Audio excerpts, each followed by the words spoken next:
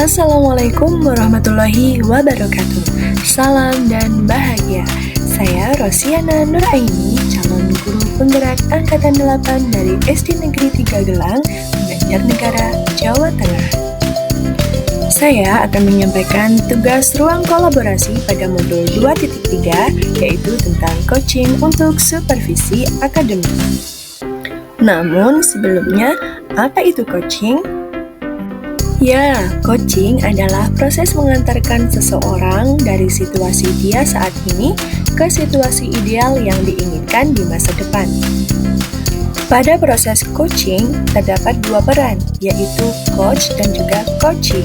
Coach merupakan rekan berpikir bagi coachee-nya dalam membantu coachee belajar dari dirinya sendiri, sedangkan coachee adalah sumber belajar bagi dirinya sendiri. Pada intinya, prinsip coaching yaitu dikembangkan dari 3 kata atau frase kunci pada definisi coaching, yaitu ada kemitraan, proses kreatif, dan juga memaksimalkan potensi. Pada proses coaching, kita dapat menggunakan alur TIRTA. Apakah itu? TIRTA adalah singkatan dari tujuan, identifikasi, rencana aksi, dan tanggung jawab. Di sini berisi tentang pertanyaan-pertanyaan yang berbobot untuk menggali masalah dan solusi yang akan dicapai oleh coachee. Di antara pertanyaannya adalah, apa rencana pada pertemuan ini? Kemudian, apa kekuatanmu dalam mencapai tujuan? Kemudian, adakah prioritas yang Anda miliki? Dan, apa komitmen Anda terhadap rencana aksi yang akan Anda lakukan? Bapak Ibu guru hebat, pada kesempatan kali ini saya telah melakukan proses coaching dengan menggunakan alur TIRTA. Dengan saya sebagai coach, kemudian rekan saya Bapak Sugeng Sujari sebagai coachee, tak lupa dengan bimbingan dan pendampingan dari fasilitator kami yaitu Ibu Sunarti. Berikut ini adalah video praktik coaching. Selamat menyaksikan.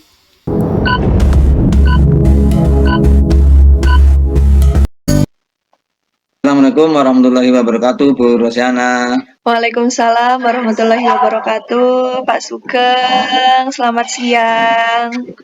Selamat siang, Bu Rosiana. Bu Rosiana sehat hari ini? Alhamdulillah, saya sehat, Pak Sugeng. Gimana kabarnya? Alhamdulillah juga sehat ini, walaupun agak sedikit capek ini karena banyak pekerjaan, menumpuk pekerjaannya hingga sangat capek ini. Ya. Bu Rosiana, apa bersedia hari ini?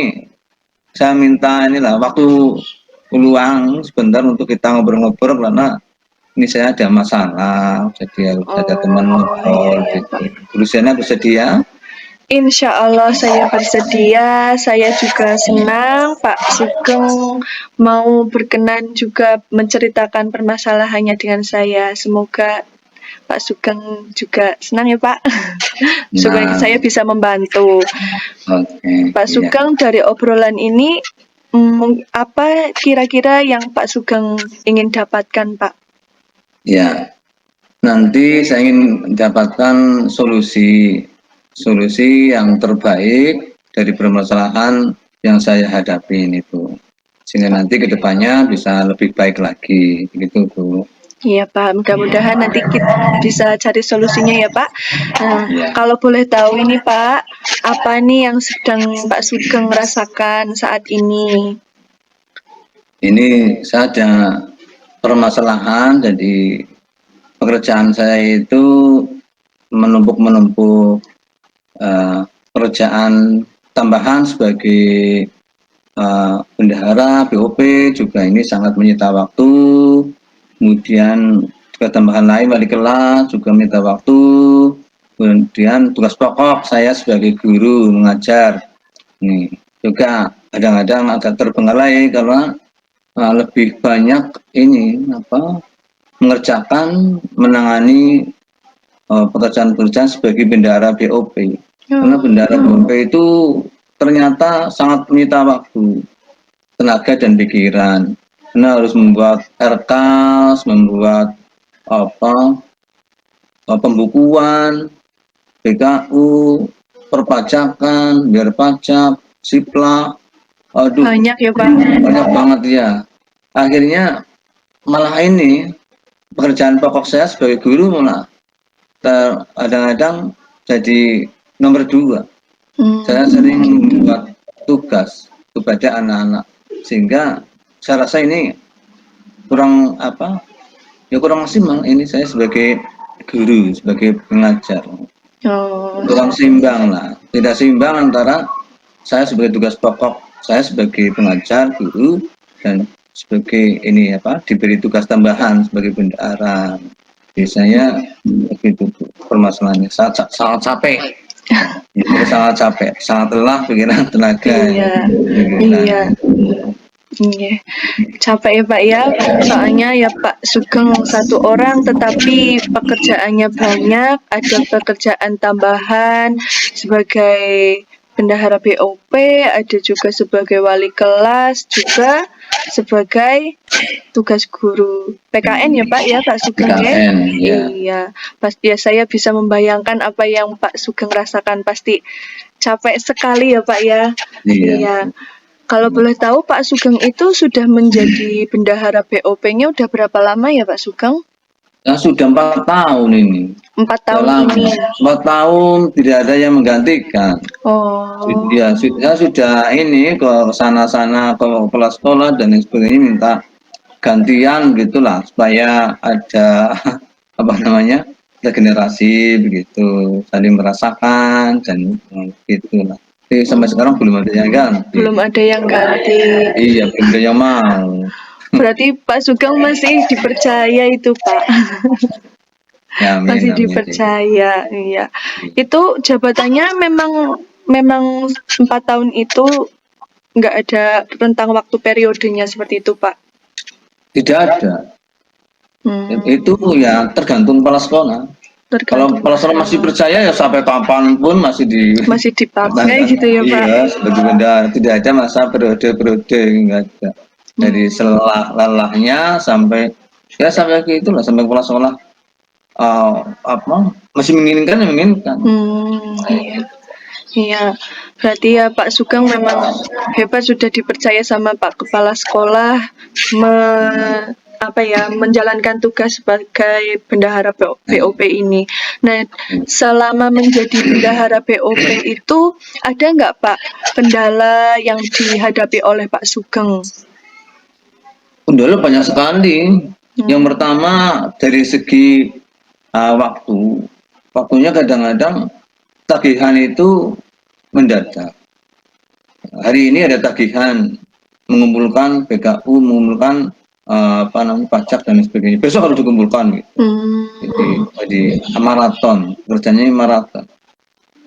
Jadi kendalanya gitu, jadi banyak lemburnya. Banyak lembur sampai malam, sampai sering pernah begadang satu malam suntuk, pernah satu kali tidak tidur sama sekali. Ya, karena sudah di depannya angka-angka sih, kalau sudah di depannya angka-angka itu sudah nggak ngantuk. Dan sudah nggak ngantuk. Pikirannya panas. Nggak ketemu-temu tuh. Buat arkas nggak ketemu-temu. Sampai tanggung sudah pagi, sudah subuhan, sudah berangkat sekolah. Pernah itu. Itu ngerjainnya di sekolah atau di mana Pak? Kadang di sekolah, tapi kalau sekolah ya nggak sampai malam. Paling jam 7, jam 8 pulang. Ya pasti pernah satu kali di sekolah sampai jam 11 juga pernah. Tapi kebanyakan itu saya bawa pulang di rumah supaya ya agak santai juga di rumah. Gitu. Bebas juga, mau ngapa-ngapain juga bebas. Gitu. Yang terpenting ya tidak takut nih di sekolah sendiri. Iya, di sekolah sendirian Pak. Ada orang jahil apa? Nah, gitu. Itu ya Pak Sugeng menjadi bendahara BOP itu mengerjakannya sendiri juga Pak? Saya sebagai pokoknya sendiri, tapi ada yang bantu itu ya cuma bantu penjilitan gitulah. Untuk merapikan LPG gitu. Hanya sekedar itu. Tapi untuk fokus ke PKU dan lain sebagainya ya sendiri, tidak boleh ada bantuan dari orang lain. Ya kalau ada di ruang lain nanti ya apa namanya nggak seide nggak sepikiran gitu sih, malah jadi agak kadang-kadang jadi masalah gitu. Iya, jadi Pak Sugeng ini sering lembur berarti ya Pak ya. Saya juga lihat teman-teman saya yang menjadi bendahara ya memang seperti itu, luar biasa memang. Terus Pak Sugeng itu pernah mengalami pengalaman yang kurang baik selama menjadi bendahara pos apa enggak Pak? Mungkin dalam proses kegiatan belajar mengajarnya seperti itu Pak? Iya, jadi ternyata berimbas ke tugas pokok saya sebagai guru. Jadi kurang maksimal. Saya hadir di kelas kurang maksimal karena dalam kondisi tubuh yang lelah, tubuh yang loyo. Kemudian untuk menyiapkan metode pembelajaran juga kurang maksimal. Ya, kurang maksimal. Kurang maksimal ya Pak. Iya, karena harusnya sebelum masuk ya harus metode pembelajarannya apa ini yang digunakan, dan di kelas juga harus semangat. Iya. Supaya anak-anak juga ikut semangat. Kalau gurunya sudah alasan-alasan sudah agak ngantuk ya apalagi anaknya. Iya benar. Iya. Berarti Pak Sugeng sudah bisa.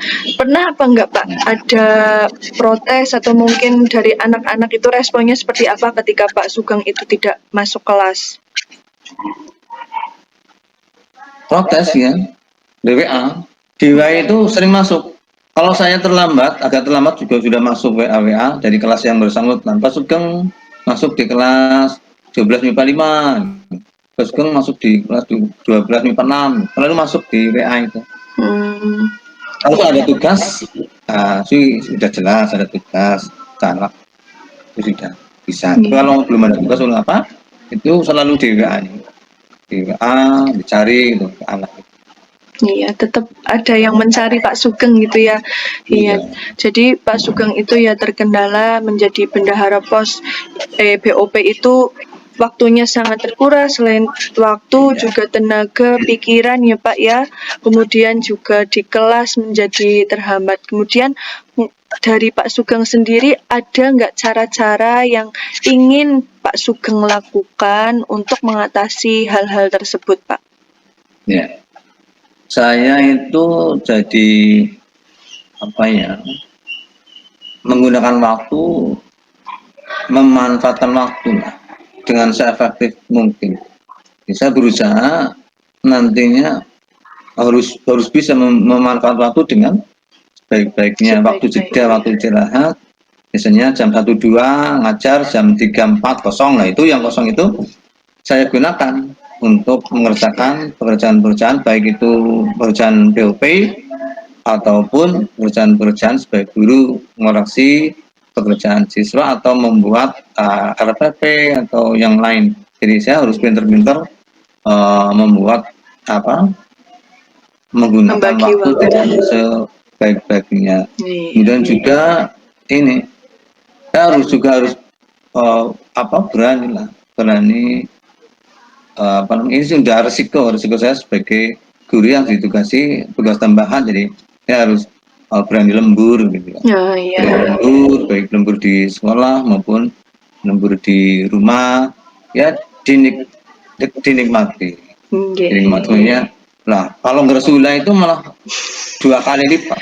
Iya betul. 2 kali lipat sakitnya. Jadi kalau dinikmati paling sakitnya paling lelah, capek, tapi pikiran kan fresh.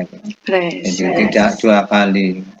Jadi kadang-kadang kayak gitu, lembur, kadang lembur di sekolah, juga lembur di rumah, yang lebih sering lembur di rumah, temenin keluarga di rumah gitu. Kira-kira itu. Iya. Berarti Pak Sugeng yang pertama itu yang akan dilakukan membagi waktu ya Pak ya, membagi waktu benar-benar antara tugas tambahan dan juga tugas utamanya, kemudian juga berani ekstra gitu ya Pak ya. Mungkin dari keduanya itu ada lagi Pak yang lebih efektif dan mungkin rencana yang lebih matang yang Pak Sugeng ingin lakukan. Ya, saya itu ya berarti harus punya catatan lah, punya catatan tersendiri bahwa misalnya tanggal berapa akan melaporkan pembukuannya, tanggal berapa namanya das itu loh. Oh iya, notes gitu ya Pak ya. Ya, pelaporan ke Dignas harus ada jadwal sehingga tidak keburu-buru. Kalau tidak ada jadwal kan nanti lupa. Ini dijadwalkan sehingga nanti teringat terus, jadi ada waktu luang saya kerjakan, tidak terasa pada waktunya sudah selesai. Jadi penjadwalan ya. Biar tertib gitu ya Pak. Gitu ya. Iya. Ada yang membantu Pak Sugeng apa enggak Pak kira-kira nanti? Ada staf TU tadi. Staf TU ya. Cuma bekerjanya itu tadi, hanya merapikan LPG gitu, menata lah ya, mengurutkan dan membayar juga, bantu membayar ke bank juga bisa. Kita suruh staf TU itu untuk membantu. Nah Pak Sugeng, dari obrolan tadi apa yang sudah Pak Sugeng dapatkan? Ya, tadi ada banyak tadi yang saya dapatkan, dapat pencerahan dari Bu Rosiana bahwa saya akan berusaha dengan semaksimal mungkin untuk meluangkan waktu. Iya. Kira-kira kapan nih Pak? Secepatnya, insya Allah 2 hari mendatang atau besok 2 hari mendatang saya akan terapkan seperti itu. Mudah-mudahan bisa efektif, bisa melaksanakan tugas-tugas saya sebagai guru dan sebagai bendahara TOP. Gitu Bu. Sip, oke. Semangat terus Pak Sugeng, sehat-sehat selalu. Semoga apa yang sudah Pak Sugeng akan lakukan bisa berjalan dengan baik. Terima kasih Bu Rosiana telah mencerahkan saya sehingga saya muncul ide-ide untuk bisa menyeimbangkan antara tugas pokok dan tugas tambahan saya sebagai guru dan sebagai bendahara. Terima kasih Bu Rosiana. Sama-sama Pak Sugeng. Wassalamualaikum warahmatullahi wabarakatuh. Waalaikumsalam warahmatullahi wabarakatuh. Jadi kesimpulannya adalah coaching merupakan proses kemitraan antara coach dan juga coachee yang berfokus pada solusi dan membantu coachee untuk memaksimalkan potensi yang dimilikinya tanpa mengajari. Bapak Ibu guru hebat, demikian yang dapat saya sampaikan, semoga bermanfaat. Thank you for watching. Salam guru penggerak, bergerak, bergerak, dan menggerakkan. Wassalamualaikum warahmatullahi wabarakatuh.